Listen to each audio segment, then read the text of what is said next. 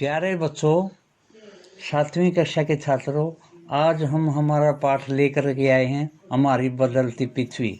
पृथ्वी में कितना परिवर्तन हो चुका है पहले से, इसके बारे में आज विचार करेंगे। सथल मंडल अनेक प्लेटों में विभाजित है, जिसे सथल मंडलीय प्लेट कहते हैं। आपको यह जानकर आश्चर्य होगा कि ये प्लेट हमेशा धीमी गति से चारों तरफ घूमती रहती हैं। प्रत्येक वर्ष केवल कुछ मिलीमीटर के लगभग पृथ्वी के अंदर पिघले हुए मैग्मा में होने वाली गति के कारण ऐसा होता है। पृथ्वी के अंदर पिघला हुआ मैग्मा एक विद्युतीय रूप में घूमता रहता है, जैसा कि क्रियाकलाप में दिखाया गया है। प्लेट की इस गति के कारण पृथ्वी की सतह पर परिवर्तन होता है। पृथ्वी की गति को उन बलों के आधार पर विभाजित किया जाता है जिनके कारण ये गतियां उत्पन्न होती हैं।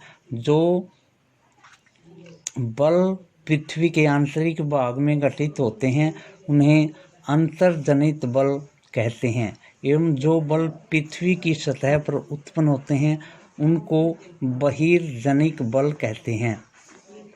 अंतर्जनित बल कभी आकस्मिक गति उत्पन्न करते हैं तो कभी धीमी गति। भूकंपीय एवं ज्वालामुखी जैसी आकस्मिक गति के कारण पृथ्वी की सतह पर अत्यधिक हानि होती है। ज्वालामुखी भूप्रपटी पर खुला एक ऐसा छिद्र होता है जिसे पिघले हुए पदार्थ को अचानक निकलने लगते हैं। इस प्रकार सथलमंडलीय प्लेट पृथ्वी की गतियाँ, इसको ध्यान से देखें। यह दो भागों में विभाजित हैं, अंतर्जनित बल, बहिर्जनित बल। फिर इसके भी दो भाग हैं अंतर्जनित बल के, आकस्मिक बल, प्रदत्त बल। बहिर्जनित के भी दो भाग हैं, अपरदन और निक्षेपण। अब आइए अंतर्जनित बल की ओर। इसमें भूकंप और पर्वत निर्माणकारी बल, ज्वालामुखी, भूस्खलन, ये अंतर्जनित बल के कारण घटित होते हैं। बहिर्जनित बल अपरदन और निरीक्षण, नदी का बहता हुआ जल, पवन, समुद्री तरंगें और हिमनद, ये बहिर्जनित बल के कारण घटित होते हैं। मुखी भूप्रपटी पर एक ऐसा खुला छिद्र होता है जिसे पिघले हुए पदार्थ अचानक बाहर निकलने लगते हैं। चित्र को ध्यान से देखें। इस प्रकार सथलमंडलीय प्लेटों के गति के कारण पृथ्वी की सतह पर कंपन होती है। यह कंपन पृथ्वी के चारों ओर गति कर सकती है। इस कंपन को भूकंप कहते हैं। भूप्रपटी के नीचे वह स्थान जहां कंपन आरंभ होती है उद्गम छिद्र कहलाता है। उद्गम केंद्र के भूसतह पर उसके निकटतम स्थान को अधिकेंद्र कहते हैं। अधिकेंद्र से कंपन बाहर की ओर तरंगों के रूप में गमन करती हैं। अधिकेंद्र के निकटतम भाग में सर्वाधिक हानि होती है एवं अधिकेंद्र से दूरी बढ़ाने के साथ साथ भूकंप की तीव्रता धीरे धीरे कम होती जाती है।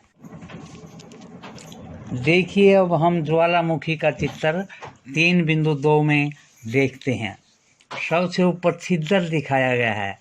गैस व राख इसी छिद्र से बाहर आते हैं, क्रिकेटर से होकर के आते हैं और उनका निकास यहाँ से निकासी भी हो जाती है। और यहाँ नीचे देखिए, ये चित्र लावा है, पिघली हुई अवस्था में पदार्थ है।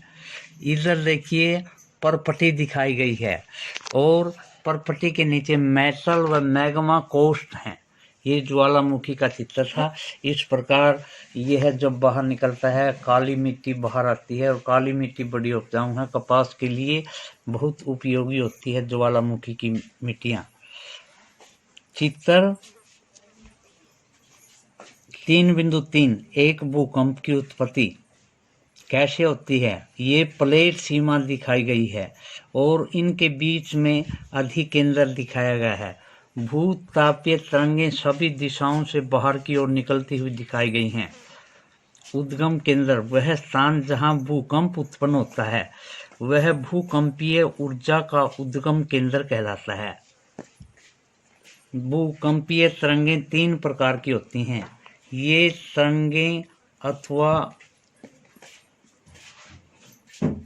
पी तरंगें अथवा अनुदैर्ध्य तरंगें, एक तरंग अथवा अनुप्रस्थ तरंगें, एस तरंगें, एल तरंगें, भूपृष्ठीय तरंगें। इन तरंगों से के गुण धर्म विश्व कोश से ज्ञात करने का प्रयास कीजिए।